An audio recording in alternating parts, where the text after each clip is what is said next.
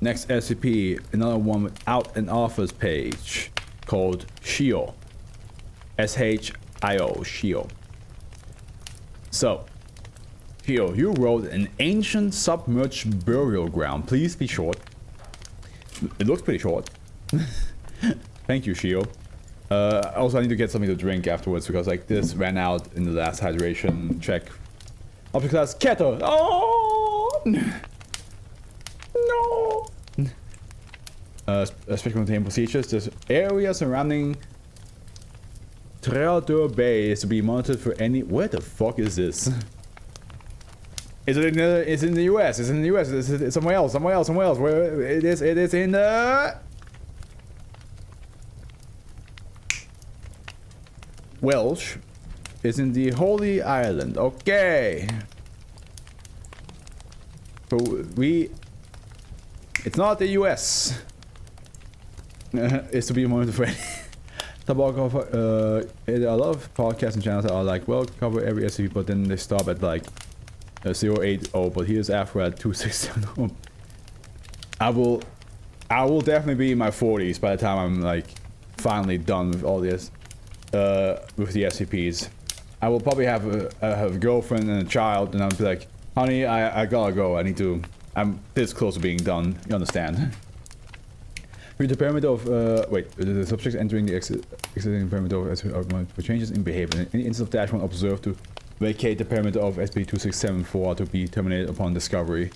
With the perimeter of Treador Bay become populated, MTF Omega-9, the fishermen are to be dispatched to the area for disinformation campaigns and amnestic administration.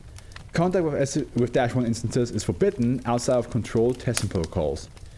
Affected areas are to be quarantined and a local news station are to be given cover stories about unusual weather patterns. If SCP-2674 begins to spread, evacuation is authorized and encouraged to minimize casualties from the entity's anomalous properties. On no circumstances are instances of Dash 1 to be captured without express permission from head researcher Harold. Following Incident 1, exploration into SCP-2674 are suspended indefinitely. You will pass this burden? Absolutely not. I will absolutely not pass this burden to my child. Are you crazy? Description: SCP-2674 is a spatial anomaly affecting the shoreline of Treador Bay, Wales. Dash 1 is the general designation for 5 instances labeled 1 through 5 of deep sea life forms residing inside the perimeter of SCP-2674. Description of all of Dash 1 instances. Okay, it's not.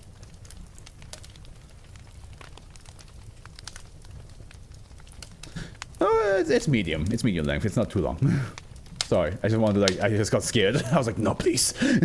The following instances were discovered during exploration 9. Updates to this list are highlighted in blue for ease of reading. Okay, so we have Dash 1 instance.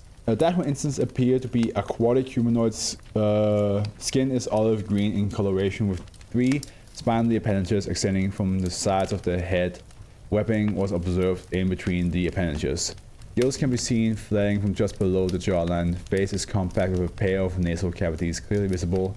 Eyes are elliptical yellow in coloration with a slitted pupils. Fingers and toes are elongated with clear webbing in between them, almost like the missing link type of feel.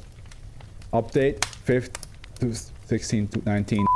Upon further inspection of the video feed from Exploration 9, the Dash 1 instances were identified as Holocaust. The Holocaust are observed to be surfing under Dash 2. Holocaust, is that an actual thing?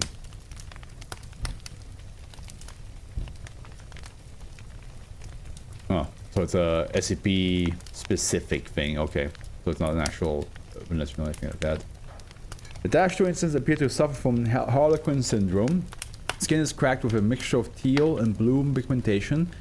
Faces are compact, similar to Dash 1 instances, with a vertical mouth running from below the nose to the chin. Gills are present on the lower portion of the neck.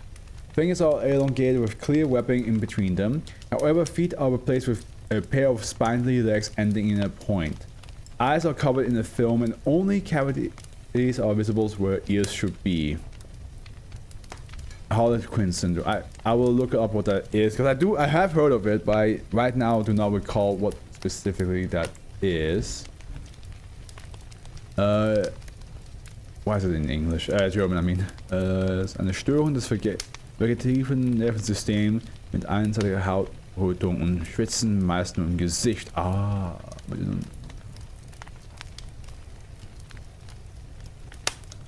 Yeah. Okay, I see. Yes, I see it. Oof. That's rough. That's rough. Okay. As I covered in the film, yep. Update 5th, 16th, 19th. Upon further inspection of the video feed from Exploration 9, the -2 instance was identified as a caucist. Okay, that we do know, I think. The -3 instance also appeared to suffer from Harlequin syndrome. However, the skin is slightly elevated and has a glossy shell-like sheen. Webbing is also present between sections of skin with gills visible on the lower portion of the neck. Face is humanoid in appearance but is lacking ears in a similar manner to -2 instances. Feet are completely flat with a clear webbing in between the toes. Fingers are elongated, however hands are humanoid in appearance. Update 5th, 16th, 19th. Upon further inspection of the video feed from Exploration 9, the -3 instance was identified as a Volutar. The Volutar is also known to be serving on the -2. -4 instances appear to be organic structures. The structures appear to be capable of manipulating objects with a degree of skill comparable to a human hand. They are dark red in coloration or tentaculoid in shape and appearance. Update. It's all the same dates, by the way. Upon further inspection of the video feed from Exploration 9, the -4 instances are identified as Snatchers. The Snatchers are presumed to be guarding -5. The -5 instances is a large structure made out of flesh and bone. The primary use of -5 appears to be ritualistic activity. Upon close inspection, -5 also appears to be alive but does not require food or water. Upon further inspection of the video feed from Exploration 9, the -5 instance was identified as a Kirak. Documents recorded inside of the Kirak bear depictions consistent of a Yaldo bath. The radius of SCP-2674's influence was recorded to have a superimposed limit of 5 meters from the point of origin. Observers outside of SCP-2674's perimeter will perceive a cave created from sand collected on the ocean floor. When subjects traverse the cave, they will be relocated to an area that is perfect replica of the beach bordering Toyado Bay, except devoid of life. Duration of relocation varies, with the process taking anywhere between 1 to 5 minutes. Alterations to the topography inside of SCP-2674's perimeter include growth of fresh water plants and ecosystems, alteration of air into water, a no gradual pressure increase. Maximum pressure was recorded at 4,883.6 psi after 5 minutes had elapsed. Ooh. If the subject remained inside the event horizon for more than 5 minutes, this usually leads to termination by asphyxiation or compression of vital organs. However, subjects are capable of vacating the area by simply swimming back through the cave to return to the area they inhabited previously. At the time of writing research on SCP-2674 has proven difficult. Incident 1. On the 5th, 15th, 19th, a new manifestation of SCP-2674 appeared in Toyado Bay, Wales. MTF Omega-9 is dispatched to just outside the event horizon and the perimeter is established. MTF Omega-9 are given special pressurized diver suits along with pressurized air tanks, waterproof body cameras and radios, and are given the task to find the source of the manifestations. MTF Omega-9 enter the sand cave and arrive at the replica at the beach surrounding Toyado Bay. The audio and video transcripts are documented below. Exploration log. Here we go. Begin log. Omega-9 begin to slowly traverse the area after exiting the event horizon. A pair of -4 instances can be observed on the path ahead, forcing Omega-9 to halt the forward progression. Careful. Keep your head low and don't make any sudden movements. The fuck was that? That was actually something this time. I see them. Visual on number 2. The standing visual on the path. We need to wait until they leave. Shortly after Omega-9 arrival, the -4 instances burrow into the ground and the hole sealed behind them. Further down the path, a Dash 5 instance comes into view. I'm getting a visual on the Dash 5 instance, about 50 meters ahead of our current position. Visual on Dash 2 and Dash 3 instance also, hold position. A pair of unidentified figures are observed to briefly pause near a set of steps before climbing them and entering the temple. Visual identification is impossible due to a cloudiness present in the water. Omega 1 radios into the Foundation to report its finding. Foundation is Omega 1.